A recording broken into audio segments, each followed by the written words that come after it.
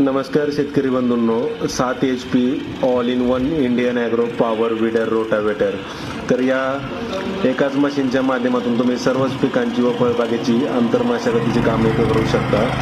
तर ते कसं, तर या मशीनला रोटावेटर सोबत आपण वखर, कुळं, मोगडा, पास, रेझर, कोळपे, डवरे तसेच लोखंडी टायर आणि रबरी टायर हे संपूर्ण सेट जो आहे तो या मशीन सोबत आपण या ठिकाणी बनवून देतोय.